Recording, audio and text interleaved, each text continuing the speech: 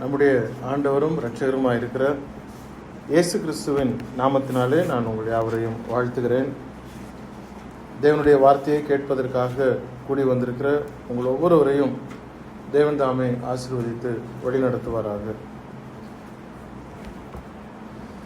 எப்படி நம்முடைய பாவங்கள் எப்படி மன்னிக்கப்படுகிறது, எப்படி நாம் ரட்சிக்கப்பட வேண்டும், எப்படி கிறிஸ்துவுக்குள்ளாக வருவது, எப்படியாக ஞானஸ்நானம் பெற்றுக்கொள்ள வேண்டும், எப்படி சபைக்குள்ளே வருவது, எப்படி எப்படி எப்படி என்று ஒவ்வொரு காரியத்தையும் அடிப்படையாக கொஞ்ச நாளாக நாம் பார்க்க இருக்கிறோம். ரட்சிப்பை குறித்து, ஞானஸ்நானத்தை குறித்து, ஜெபத்தை குறித்து, கர்த்தருடைய பந்தியை குறித்து, பாடலை குறித்து, கூடுதலை குறித்து, இப்படி ஒவ்வொன்றையும் நாம் அடிப்படையாக அநேக காரியங்களை மீண்டும் ஒரு முறை நாம் அசைப்போட வேண்டியது அவசியம். அந்த வரிசையில் இந்த நாளில் எப்படி ஜெபிப்பது என்ற தலைப்பிலே உங்களோடு சில நேரம் இந்த நேரத்தை பயன்படுத்தும்படியாக நான் விளைகிறேன்.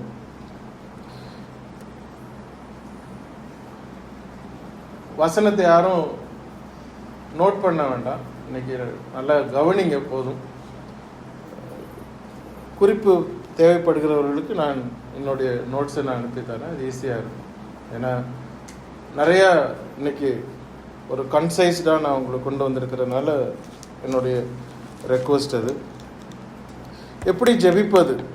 வழக்கமாக நம்ம பிள்ளைங்க வந்து சொல்லித்தரணும், ஜெபம் எப்படி பண்ணணும் அப்படின்னு கேட்ட உடனே நம்ம என்ன பண்ணோம், முட்டி போடு, கண்ணை மூடு, கையை கோப்பு அப்படின்னு நம்ம சொல்லிக் கொடுப்போம். இல்லை அப்படின்னா பெரியவங்களாக இருந்தால் என்ன சொல்லுவாங்கன்னா, முட்டி போடு, உன்னுடைய சிக்னல் நல்லா கிடைக்கிற மாதிரி 2 கையை ஆண்டனாவை நல்லா மேலே தூக்கிக்கோங்க அப்படின்னு சொல்லி கொடுப்பாங்க. அப்போ என்னென்னா நேராக போய் சேர்ந்துடும். ஆனால் ஆச்சரிய விதமாக இயேசு கிறிஸ்துவிடத்தில் அந்த கேள்வியை கேட்டாங்க சீஷர்கள், எப்படி நாங்கள் ஜெபிக்கணும் அப்படின்னு சொல்லி. லூக்கா எழுதினதான சுவிசேஷ புத்தகத்தில் 11வது அதிகாரம் 1வது வசனத்தில் அவர்கள் கேட்கும் பொழுது இயேசு கிறிஸ்து அவர்களிடத்தில் அதை சொல்லலை. அவர் ஒரு இடத்தில் ஜெபம் பண்ணி முடித்த பின்பு அவருடைய சீஷரில் ஒருவன் அவரை நோக்கி, ஆண்டவரே, யோவான் தன் சீஷருக்கு ஜெபம் பண்ண போதித்தது போல நீரும் எங்களுக்கு போதிக்க வேண்டும் என்றான். அதற்கு அவர், நீங்கள் ஜெபம் பண்ணும்போது அப்படின்னு சொல்லி அந்த விஷயத்தை சொல்றார். நீங்கள் கண்ணை முடிக்கணும், முழங்கால் போட்டுக்கணும் அப்படின்னு ஒரு பிசிக்கல் பொசிஷனை அவர் சொல்லவே இல்லை. ஆனால் டோட்டலி டிஃப்ரெண்ட் பெர்ஸ்பெக்டிவ்ல அவர் சொன்னார். வேதாகமத்தில் பார்க்கும் பொழுது உட்கார்ந்து ஜெபித்தவர்கள், படுத்துக்கொண்டு ஜெபித்தவர்கள், நின்று கொண்டு ஜெபித்தவர்கள், முழங்கால் படிட்டு ஜெபித்தவர்கள், சாஷ்டாங்கமாக இருந்து ஜெபித்தவர்கள், குனிந்து ஜெபித்தவர்கள், இப்படி பலவிதமான போஸ்டர்ல சிச்சுவேஷன்ல ஜெபித்தவர்களை நாம பார்க்க முடியும். எப்படி சீஷர்கள் இயேசு கிறிஸ்துவனிடத்தில் எங்களுக்கு ஜெபிக்க கற்றுக் கொடுங்கள் அப்படின்னு கேட்டு தெரிந்து கொண்டார்களோ, நாமும் ஜெபம் எப்படி செய்வது என்பதை கற்றுக்கொள்ள வேண்டியது நமக்கு தேவையாயிருக்கிறது, அவசியம் என்று தேவையாயிருக்கிறது.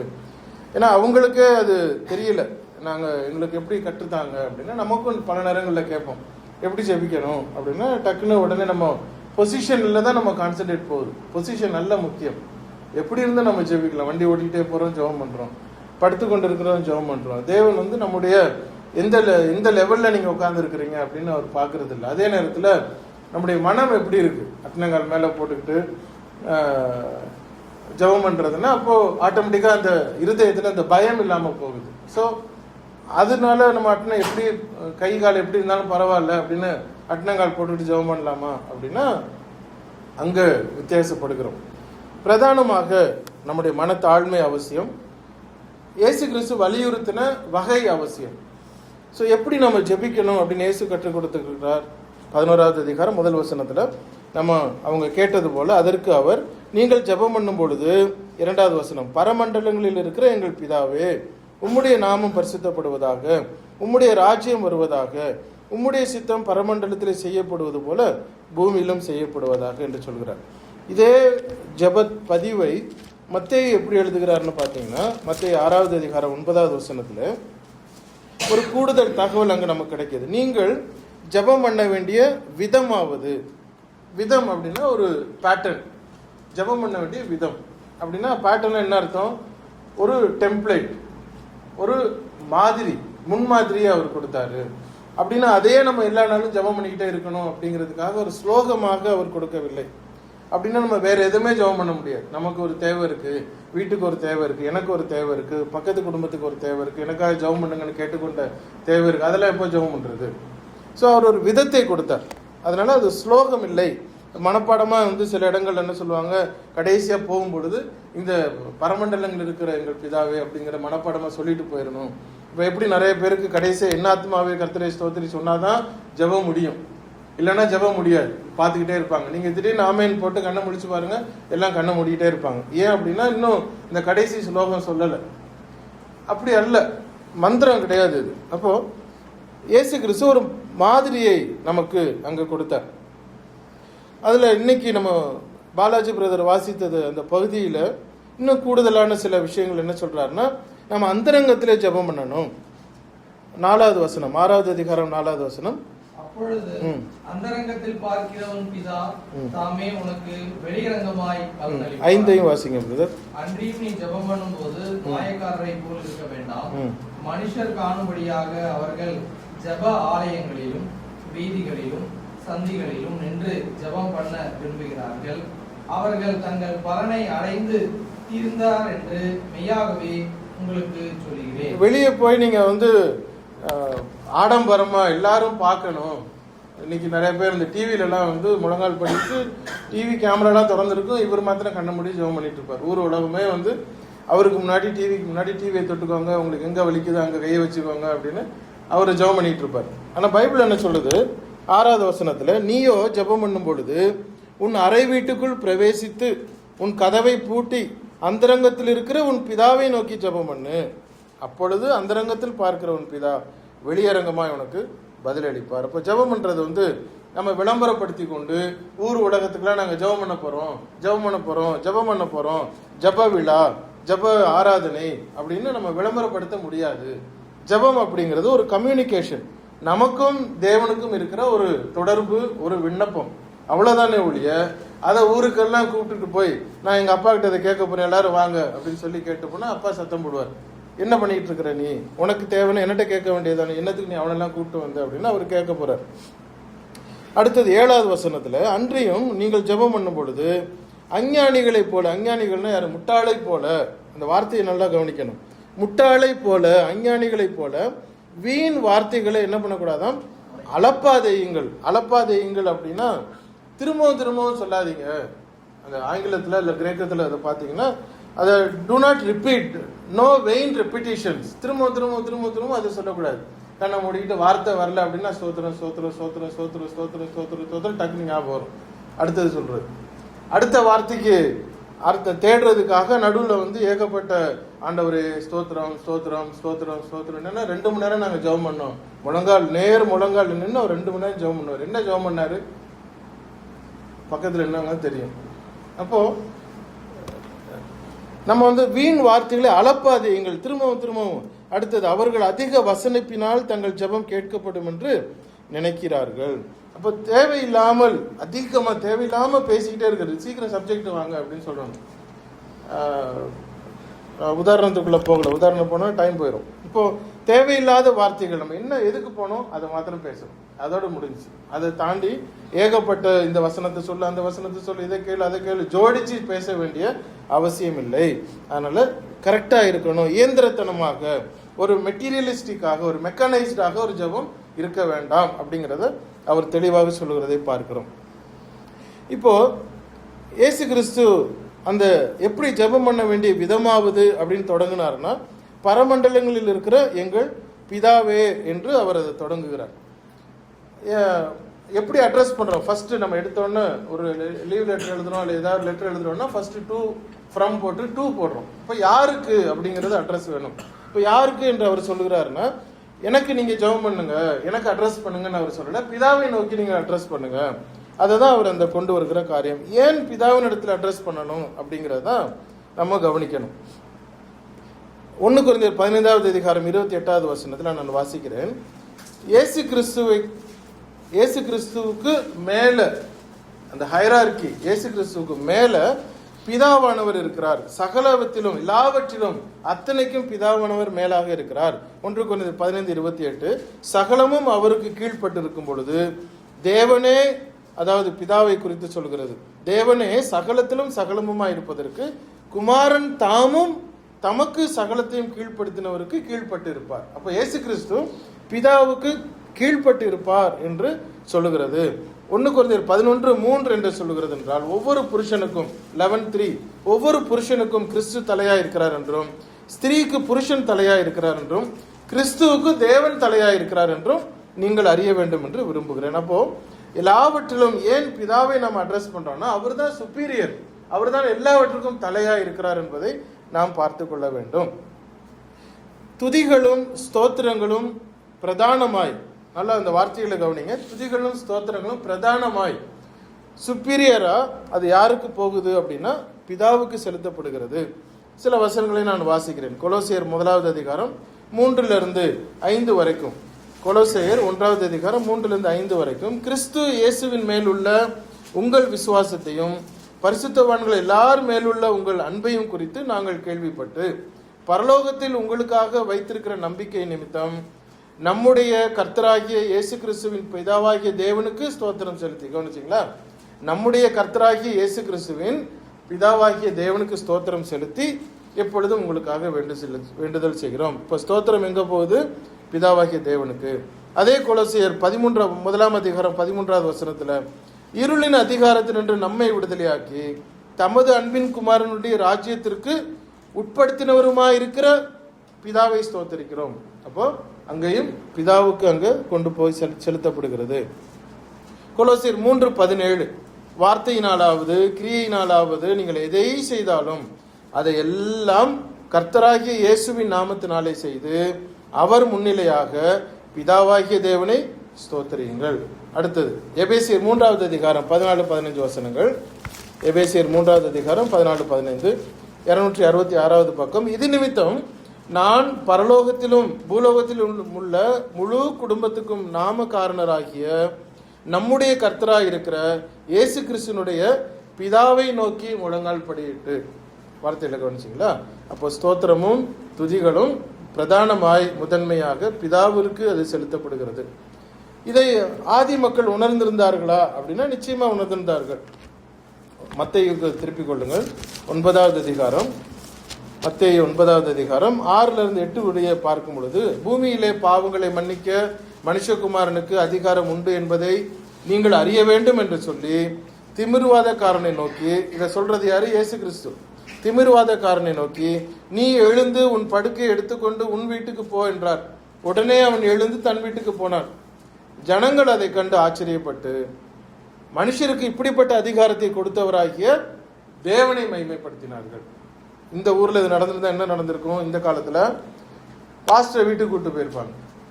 அவரை வீட்டுக்கு கூட்டு போய் அவருக்கு ட்ரெஸ் எல்லாம் வாங்கி கொடுத்து அவருக்கு வேண்டிய எல்லாம் காசெல்லாம் கொடுத்து எல்லாம் சரி பண்ணி அவரை பயங்கரமா மகிமைப்படுத்தி அவரை அவருக்கு கட்டடம் ஏதாவது கட்டணுமா, வீட்டுக்கு ஏதாவது கொடுக்கணுமா, எல்லாம் பை நிறைய அள்ளி அவரை கொடுத்துருப்பாங்க. ஆனா அந்த மக்கள் என்ன பண்ணாங்க? இயேசு சொல்றாரு பூமியிலே பாவங்களை மன்னிக்க மனுஷகுமாரனுக்கு அதிகாரம் உண்டு என்பதை நீங்கள் அறிய வேண்டும் என்று சொல்லி தன்னுடைய அதிகாரத்தை அவர் காட்டுறார். அப்போ அதை பார்த்து ஜனங்கள் என்ன பண்றாங்க? அதை கண்டு ஆச்சரியப்பட்டு மனுஷருக்கு இப்படிப்பட்ட அதிகாரத்தை கொடுத்த தேவனை மகிமைப்படுத்தினார்கள். மத்தேயு 15வது அதிகாரம் 30-31 வசனங்கள். அப்பொழுது சப்பானிகள், குருடர், ஊமையர், ஊனர் முதலிய அநேகர் திரளான ஜனங்கள் கூட்டிக் கொண்டு இயேசுவினிடத்தில் வந்து அவர்களை அவர் பாதத்திலே வைத்தார்கள். அவர்களை அவர் சொஸ்தப்படுத்தினார். ஊமையர் பேசுகிறதையும் ஊனர் சொஸ்தமடைகிறதையும் சப்பானிகள் நடக்கிறதையும் குருடர் பார்க்கிறதையும் ஜனங்கள் கண்டு ஆச்சரியப்பட்டு இஸ்ரவேலின் தேவனை மகிமைப்படுத்தினார்கள். எப்படி என்ன அழகா அவங்க புரிந்திருக்கிறாங்கன்னு பாருங்க. இப்ப கிறிஸ்து அவருடைய டார்கெட் என்ன அல்லது அவருடைய மிஷன் என்ன அப்படின்னா அவர் நமக்காக பிதாவினிடத்துல பரிந்து பேசுகிறவர். இன்னைக்கு எங்க உட்கார்ந்து இருக்கிறாருன்னு நம்ம கேட்கலாம். இயேசு கிறிஸ்து எங்க இருக்கிறாருன்னா பிதாவின் வலது பார்சத்துல உட்கார்ந்து இருக்கிறாரு. எதுக்கு அப்படின்னா பரிந்து பேசுகிறார். நமக்காக ஒரு ரெக்கமெண்டேஷன் கொடுத்துட்டு இருக்கிறாரு. 1 தீமோத்தேயு 2வது அதிகாரம் 5வது வசனத்துல தேவன் ஒருவரு, தேவனுக்கும் மனுஷருக்கும் மீடியேட்டர், மத்தியஸ்தரும் ஒருவரு. அப்ப நாம தேவனிடத்துல போகிறதுக்கு அவர் மீடியேட்டராக இருக்கிற ஒரே ஒருத்தர் அவர் இயேசு கிறிஸ்து. 1 யோவான் 2வது அதிகாரம் 1வது வசனம். 1 யோவான் 2வது அதிகாரம் 1வது வசனம். என் பிள்ளைகளே, நீங்கள் பாவம் செய்யாதபடிக்கு இவைகளை உங்களுக்கு எழுதுகிறேன். ஒருவன் பாவம் செய்வானானால் நீதிபரராக இருக்கிற இயேசு கிறிஸ்து என்ன பண்றாரு? நமக்காக பிதாவினிடத்தில் பரிந்து பேசுகிறவராக இருக்கிறார். அப்போ அவருடைய ஒர்க் என்ன? மீடியேட்டராக இருக்கிறாரு.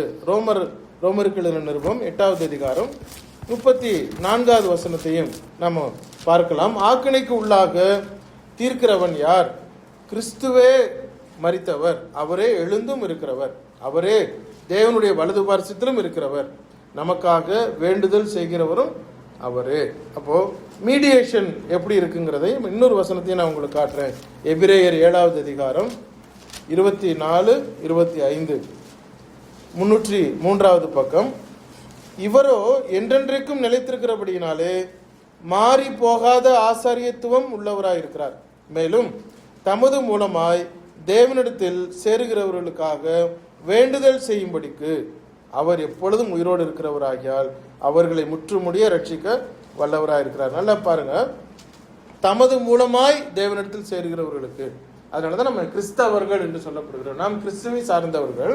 கிறிஸ்துவை சார்ந்து நாம் அவரிடத்துல வந்த பொழுது நமக்காக அவர் பிதாவினிடத்திலே பரிந்து பேசுகிறவர். அதுதான் அங்க பார்க்கிறோம். இப்ப இயேசு கிறிஸ்துனுடைய நோக்கம், அவர் பரிந்து பேசுகிறவராக இருக்கிறார். முறையாக ஜெபிக்க வேண்டிய அவசியம் என்ன? ஏன் நம்ம அதை செய்யணும்? கொஞ்சம் மாறி பேச என்னதான் பிரச்சனை அப்படின்னா அதுல விஷயம் இருக்கிறது. யாக்கோபு நமக்கு ஒரு தகவல் அங்க கொடுக்கிறார். யாக்கோபு 4வது அதிகாரம் 315வது பக்கம். யாக்கோபு 4வது அதிகாரம் 3வது வசனத்துல, நீங்கள் விண்ணப்பம் பண்ணியும் உங்கள் இச்சைகளை நிறைவேற்றும்படி செலவழிக்க வேண்டும் என்று தகாத விதமாய் விண்ணப்பம் பண்ணுகிறபடியினால் பெற்றுக்கொள்ளாமல் இருக்கிறீர்கள். அப்போ முறையற்ற ஜபம் பதிலை தராமல் போவதற்கு, பதில் பெற்றுக்கொள்ளாமல் இருப்பதற்கு காரணங்கள் இருக்கிறது. நம்முடைய தேவைகளை முறையாக நாம் பயன்படுத்தாமல் அவசியம் இல்லாதவைகளை நம்ம கேட்கும் பொழுது நமக்கு அங்கு பதில் வராமல் போய்விடும். சில நேரம் எனக்கு இந்த பொருள் வேணும் வேணும் வேணும் நம்ம எத்தனை வருஷமா கேட்டுட்டு இருக்கோம், கிடைக்கல அப்படின்னு நம்ம நினைக்கலாம். அது ஒருவேளை தவறாக இருக்கலாம், தேவன் அதை கொடுக்காமல் இருக்கலாம். அதுதான் யாக்கோபு 4:3 அதை சொல்கிறார். இரண்டாவது, முறையாக இருக்க வேண்டிய அவசியம் என்ன அப்படின்னா, நீங்க உங்களுடைய லெட்டர் கரெக்டா இருக்கணும், உங்கள் விண்ணப்பம் கரெக்டா இருக்கணும், உங்களுடைய மனு சரியா அங்க போய் சேரணும். நீங்க ஒரு போஸ்ட்மேனுக்கு நீங்க ஒரு லெட்டர் போடுறீங்க, அவர்கிட்ட போய் நீங்க கொடுக்குறீங்க. அவர் பேரு ஒருவேளை ஒரு ராமநாதன் வச்சுக்கிறோமே, ஒரு சின்ன பிள்ளை போய் எழுதி ராமநாதன் ஐயா அவர்களுக்கு அப்படி எல்லாம் போட்டுட்டு அவர் கையில் கொடுத்து ஐயா ராமநாதன் கொடுத்துருங்க அப்படின்னா அவர் பார்ப்பார். சின்ன பிள்ளை, சரிப்பா கொடுத்துடலாம்ப்பா அப்படின்னு வாங்கி வச்சுக்குவார். திரும்பவும் 2வது தடவை போறீங்க, அதே மாதிரி கொடுக்குறீங்க. அவர் உடனே நான் தான் ராமநாதன், அப்படியா அவர்கிட்ட கொடுத்துருங்க அப்படின்னு திரும்ப கொடுக்கும்போது சிரிச்சுக்கிட்டு வாங்கிடுவார். நீங்க 10வது 12வது படிச்சு பெரிய ஆளா மாறிட்டீங்க, திரும்ப ராமநாதன் கொடுத்துருங்கன்னு அவர்கிட்ட போய் கொடுத்தீங்கன்னா என்ன பண்ணுவாரு? கோபம் கிழிச்சு போட்டுருவார். முதல்ல வாங்கின ஆளு போனதுக்கு அப்புறம் அவர் கோபம் வந்துடும். ஸோ சின்ன பிள்ளை தொடக்கத்தில் நாம இருக்கும் பொழுது சில தவறுகளை செய்யும் பொழுது அதை சந்தோஷமாக நம்ம அந்த அட்ரஸ் பண்ணப்பட்டவர் ஏற்றுக்கொள்கிறார். ஆனா தெரிந்ததுக்கு அப்புறம் அந்த தவறை மீண்டும் மீண்டும் செய்யும் பொழுது, புரிந்ததுக்கு அப்புறம் செய்யும் பொழுது தவறாக போய்விடும். ஒரு தாசில்தார் இருக்காருன்னு வச்சுக்கோங்க, அவர் பேர் மூர்த்தி, தாசில்தார் மூர்த்தி. நீங்க போய் அவரை போய் பார்க்குறீங்க. மூர்த்தி சார், நான் எத்தனையோ ட்ரை பண்ணிட்டேன், வீட்டுக்கு பட்டா கிடைக்கவே இல்லை. நான் விஏவை போய் பார்த்தேன், நான் அங்கே உள்ளவங்களை பார்த்தேன், எல்லாரையும் பார்த்தேன், எல்லாரும் தாசில்தார்ட்ட தான் போகணும், அவரு நான் மனசு வச்சா நடக்குன்னு சொல்லிட்டாங்க, வேற வழியே இல்லை, நான் உங்கள்கிட்ட வந்திருக்கிறேன், உங்களை தாண்டி எனக்கு ஆளே இல்லை, நீங்க தான் எப்படியாவது எனக்கு செஞ்சு தரணும், உங்களை விட்டா எனக்கு வழி கிடையவே கிடையாது, எனக்கு எப்படியாவது உதவி பண்ணுங்க அப்படின்னு சொல்லிட்டு நான் இந்த மனுவெல்லாம் நான் எழுதி வச்சிருக்கிறேன் சார், நீங்க மூர்த்தி சார்கிட்ட கொடுத்துருங்க அப்படின்னு அவர்கிட்ட கொண்டு கொடுத்தீங்கன்னா என்னத்துக்காகும்? அவரு உடனே தூக்கி கிழிச்சு போட்டுருவார். இப்ப யார்கிட்ட பேசிட்டு இருக்கிறோம்னு தெரியாமையே ஒருத்தன் விண்ணப்பத்தை வைக்கிற மாதிரி நமக்கு தப்பாக போய்விடும். அப்போ இயேசு கிறிஸ்துவிட்ட நம்ம வந்து எப்படி அணுகுகிறோம், நம்முடைய ஜெபத்தை எப்படி அவர் சொல்லி கொடுக்கிறார். பரமண்டலங்களில் இருக்கிற எங்கள் பிதாவே, பரலோகத்தில் இருக்கிற உன் பிதாவை நோக்கி அப்படின்னு ஜெபம் பண்ண சொல்லி கொடுக்கும் பொழுது நாம் அதை கரெக்டாக அட்ரஸ் பண்ண வேண்டியது அவசியமா இருக்கிறது. நாம் அதை வந்து தெரியாமல் செய்வது ஓகே, அது அவருக்கும் தெரியும். எப்படி ஒரு சின்ன பிள்ளைகிட்ட வந்து ஒரு போஸ்ட்மேன் லெட்டரை வாங்குறது மாதிரி தெரியாமல் செய்வது ஓகே. ஆனால் தெரிந்ததுக்கு அப்புறமும் மீண்டும் மீண்டும் பழக்கத்தில் அவசரத்தில் ஐயோ வந்துருச்சு, வாய் தவறி வந்துருச்சு அப்படின்னா நம்ம சொல்ல முடியாது. அப்போ அந்த நம்ம அப்படின்னா பதறி போய் நம்ம பேசக்கூடாதுன்னு பைபிள் சொல்லுது. பதஷ்டத்தில் போய் நம்ம பேசிடக்கூடாது. நம்ம எங்கே நிற்கிறோம், ஒரு ஒரு பெரிய ஒரு மந்திரி பார்க்கறதுக்கு ஒரு வாய்ப்பு கிடைச்சிருக்கு. அவர் வந்து சொல்றாரு, ஒரு 5 நிமிஷம் உங்களுக்கு டைம் இருக்கு, 5 நிமிஷத்துல போயிட்டு வந்துருங்க அப்படின்னு சொல்றோம். நம்ம உடனே வெளியே நின்று எல்லாம் மனப்பாடம் பண்ணிட்டு போறோம். போயிட்டு அங்கே போய் அதை சொல்லாம வேற எதாவது சொல்லிட்டு வந்துட்டு என்னத்துக்காகும், 5 நிமிஷம் போச்சு, போன காரியமும் வேஸ்ட். இப்போ பதஷ்டம் இல்லாமல் கரெக்டாக நம்ம பொறுமையாக யாருக்கிட்ட பேசுகிறோம், நம்ம தேவனிடத்தில் பேசுகிறோம். நம்ம அப்பா கிட்ட பேசும்பொழுது அந்த கம்யூனிகேஷனை கரெக்டாக நிதானமாக நம்ம சொல்ல வேண்டியது அவசியமாக இருக்குது. அங்கே வந்து கூட்டத்திற்காக நம்ம பேசலை, மற்றவங்களுக்கு முன்னதாக ஐயோ அவங்க இப்படி பேசிட்டாங்களே, அவங்க இப்படி தப்பாக சொல்லிடுவாங்களோ, அவங்க இப்படி பண்ணிடுவாங்களோ, நமக்கு முன்னாடி எல்லாரும் முன்னாடி நம்ம நின்று பேசிகிட்டு இருக்கிறோமே அப்படின்னு கூட்டத்துக்காக இல்லை. நீங்கள் கண்ணை மூடி ஜெபம் பண்ணிட்டோம் அப்படின்னா அது தேவனோட தொடர்பு, அவர்கிட்ட தான் நம்ம பேசிட்டு இருக்கோம். அப்போ அந்த ஒரு நிதானத்தோடு நம்ம கவனமாக ஜெபத்தை ஏறெடுக்க வேண்டியது அவசியமா இருக்கிறது. ஏன் நம்ம வந்து இயேசுவின் நாமத்துல ஜெபத்தை ஏறெடுக்கிறோம்? நம்ம தொடங்குறோம், ரைட்டு, பரலோகத்தில் இருக்கிற எங்கள் பிதாவே அப்படின்னு நம்ம தேவனை நோக்கி ஜெபம் பண்றோம். முடிக்கும் பொழுது என்னத்துக்கு இயேசு கிறிஸ்துவின் மூலமாய் நம்ம முடிக்கிறோம் அப்படின்னா, அதை இயேசு கிறிஸ்து தான் எப்படி தேவனிடத்துல பிதாவினிடத்துல ஜெபத்தை கொடுங்கன்னு சொன்னாரோ என் மூலமாக அப்படிங்கிறதையும் அவர் சொல்லியிருக்கிறார். யோவான் 14வது அதிகாரம் 13-14 வசனத்துக்கு வாங்க. யோவான் 14வது அதிகாரம் 13-14 வசனம் வாசிங்க. நீங்கள் என் நாமத்தினாலே எதை கேட்பீர்களோ குமாரரில் பிதா மகிமைப்படும்படியாக அதை செய்வேன். என் நாமத்தினாலே நீங்கள் எதை கேட்டாலும் அதை நான் செய்வேன். என் நாமத்தினாலே எதை கேட்பீர்களோ குமாரனில் பிதா மகிமைப்படும்படியாக அதை செய்வேன்.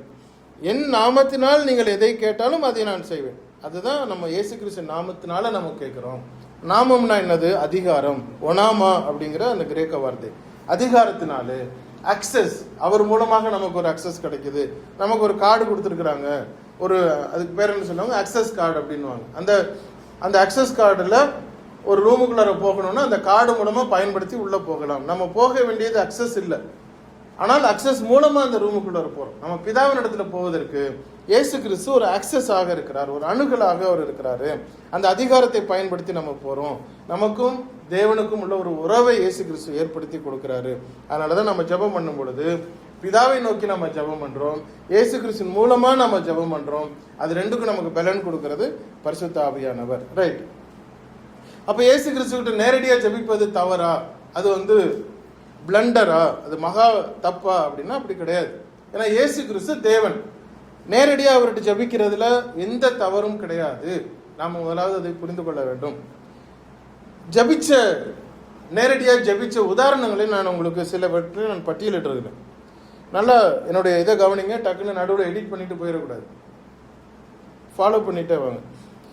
இயேசு கிறிஸ்து கிட்ட நேரடியாக ஸ்தேவான் ஜெபம் பண்ணினார். அப்போஸ்தலர் 7வது அதிகாரம் 59வது வசனம். அப்போஸ்தலர் 7வது அதிகாரம் 59வது வசனத்துல ஸ்தேவான் வாசிங்க பிரதர். அப்பொழுது கர்த்தராகிய இயேசுவே என் ஆவியை ஏற்றுக்கொள்ளும் என்று ஸ்தேவான் தொழுது கொள்கையில் அவனை கல்லெறிந்தார்கள். நேரடியாக இயேசு கிறிஸ்துவின் இடத்துல ஏறெடுக்கப்பட்ட ஒரு ஜெபம், ஒரு தொழுகையை நாம அங்க பார்க்கிறோம்.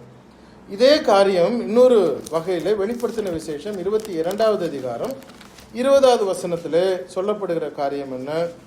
22 இவைகளை சாட்சியாக அறிவிக்கிறவர் மெய்யாகவே நான் சீக்கிரமாய் வருகிறேன் என்கிறார். ஆமென். கர்த்தராகிய இயேசுவே வாரும். கர்த்தராகிய இயேசுவே வாரும், மாரநாதா என்று சொல்லி நேரடியாக இயேசு கிறிஸ்துவினிடத்தில் ஒப்பு கொடுக்கிற ஒரு விஷயத்தையும் அங்கு பார்க்க முடிகிறது. 2 கொரிந்தியர் 12வது அதிகாரம் 8வது வசனத்திலே வரும்பொழுது பவுல் அப்போஸ்தலன் இயேசு கிறிஸ்துவினிடத்தில் நேரடியாக வேண்டின ஜெபம் பண்ணின ஒரு ஜெபமும் அந்த இடத்துல குறிப்பிடப்பட்டிருக்கிறது. 2 கொரிந்தியர் 12:8 வாசிங்க. அது என்னை விட்டு நீங்கும்படிக்கு நான் 3 தரம் கர்த்தரிடத்தில் வேண்டிக் கொண்டேன். யார்கிட்ட வேண்டிக் கொண்டாரு? கர்த்தரிடத்துல வேண்டிக் கொண்டார். இது நேரடியான ஜெபம், ஏறெடுக்கப்பட்டவர், அட்ரஸ்டு டு லார்ட் அப்படிங்கறத நம்ம பார்க்கிறோம். இயேசு கிறிஸ்து பூமியில இருந்த பொழுது அவரிடத்துல ஜெபம் ஏறெடுத்த காரியங்களும் நான் உங்களுக்கு படித்து கொடுக்கிறேன்.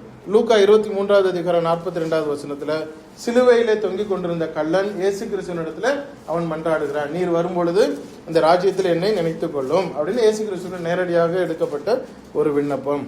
தோமா வந்து இயேசு கிறிஸ்துவை பார்த்த பொழுது, சிலுவைக்கு பின்பு உயிர் தெழுந்து வந்ததுக்கு பின்பு இயேசு கிறிஸ்துவனுடைய விழாவிலே தன்னுடைய கரங்களை வைத்த பொழுது அவன் என்ன சொன்னான்? என் ஆண்டவரே, என் தேவனே அப்படின்னு சொல்லி அந்த அர்ப்பணிப்பு இயேசு கிறிஸ்துவை நோக்கி சொன்ன அந்த காரியத்தை பார்க்கிறோம்.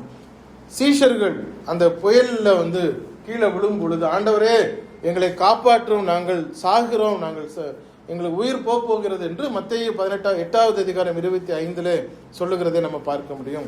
பேதுரு நடந்து வர்றாரு, தண்ணி மேல கீழே விழுகிறாரு. விழுகும் பொழுது ஐயோ ஆண்டவரே என்னை காப்பாற்றும் என்று நேரடியாக சொல்லுகிறதையும் மத்தேயு 14வது அதிகாரம் 30வது வசனத்திலே நாம் அங்கு பார்க்க முடிகிறது.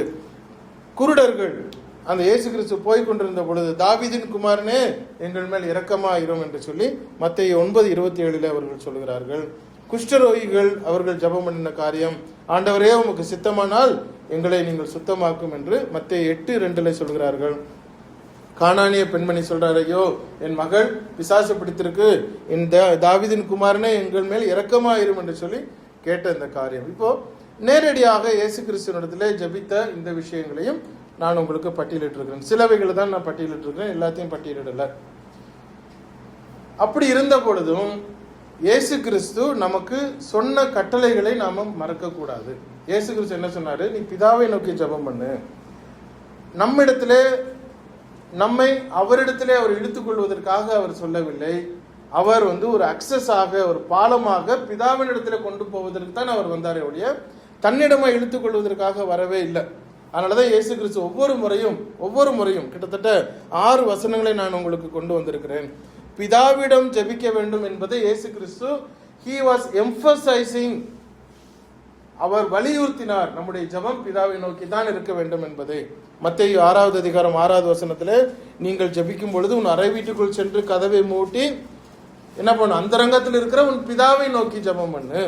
அடுத்தது 9வது வசனத்துல பரலோகத்தில் இருக்கிற எங்கள் பிதாவே அப்படின்னு அட்ரஸ் பண்ண சொல்றாரு. மத்தேயு 7:11 வாசிங்க. ஆகையால் பொல்லாதவர்களாகிய நீங்கள் உங்கள் பிள்ளைகளுக்கு நல்ல ஈவுகளை கொடுக்க அறிந்திருக்கும் போது பரலோகத்தில் இருக்க உங்கள் பிதா தம்மிடத்தில் வேண்டிக் கொள்கிறவர்களுக்கு நன்மையானவைகளை கொடுப்பது அதிக நிச்சயம். பரலோகத்தில் இருக்கிற உங்கள் பிதா தம்மிடத்தில் வேண்டிக் கொள்கிறவர்களுக்கு, பிதாவிடத்தில் வேண்டிக் கொள்கிறவர்களுக்கு நன்மையை கொடுக்காமல் இருக்க மாட்டாரோ என்று சொல்கிறதை பார்க்கிறோம். யோவான் 16வது அதிகாரம் 23வது வசனம். யோவான் 16:23, அந்த நாளிலே நீங்கள் என்னிடத்தில் ஒன்றும் கேட்க மாட்டீர்கள், மெய்யாகவே நான் உங்களுக்கு சொல்கிறேன், நீங்கள் என் நாமத்தினாலே பிதாவினிடத்தில் கேட்டுக்கொள்வது எதுவோ அதை அவர் உங்களுக்கு தருவார். அதனாலதான் நம்ம அவர் நாமத்தினாலே பிதாவினிடத்துல நம்ம கேட்டுக்கொண்டிருக்கிறோம். அடுத்தது யோவான் 15:16 கூட வாசிங்க. 15:16. நீங்கள் என்னை தெரிந்து கொள்ளவில்லை, நான் உங்களை தெரிந்து கொண்டேன். நீங்கள் என் நாமத்தினாலே பிதாவை கேட்டுக்கொள்வது எதுவோ அதை அவர் உங்களுக்கு கொடுக்கத்தக்கதாக நீங்கள் போய் கனி கொடுக்கும்படிக்கு, உங்கள் கனி நிலைத்திருக்கும்படிக்கும் நான் உங்களை ஏற்படுத்தினேன். இந்த தீர்ப்பு எழுதும் பொழுது ஒரு சின்ன ஒரு உதாரணத்தை மாத்திரம் சொல்லிடுறேன்.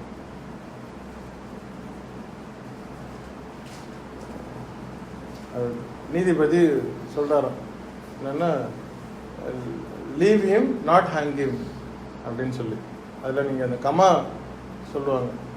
லீவ் ஹிம், ஒரு வார்த்தை leave him not hang him அப்படின்ற ஒரு வார்த்தையில கமா வந்து லீவ் ஹிம் கமா போட்டுட்டு நாட் ஹேங் ஹிம் அப்படிங்கிறதுக்கும், லீவ் ஹிம் நாட் கமா போட்டுட்டு ஹேங் ஹிம் அப்படின்னு போட்டீங்கன்னு என்னத்துக்கு ஆகும்?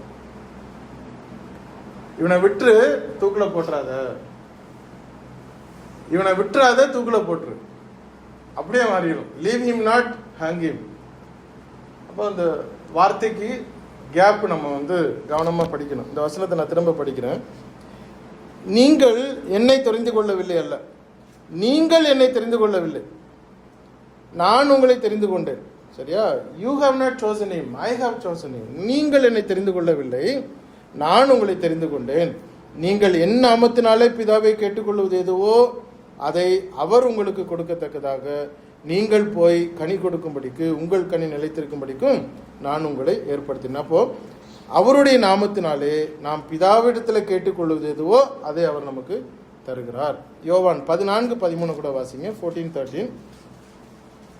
நீங்கள் என் நாமத்தினாலே எதை கேட்பீர்களோ குமாரனில் பிதா மகிமைப்படும்படியாக அதை செய்வேன். அப்போ பிதாவானவர் இடத்துல நம்ம ஜெபிக்க வேண்டும் அப்படிங்கறது இயேசு கிறிஸ்து பர்டிகுலரா வலியுறுத்தி கொண்டே வருகிறார். அதனாலதான் நாம வந்து பிதாவின் இடத்துல நம்ம ஜெபிக்கிறோம், இயேசு கிறிஸ்து மூலமா நம்ம ஜெபிக்கிறோம்.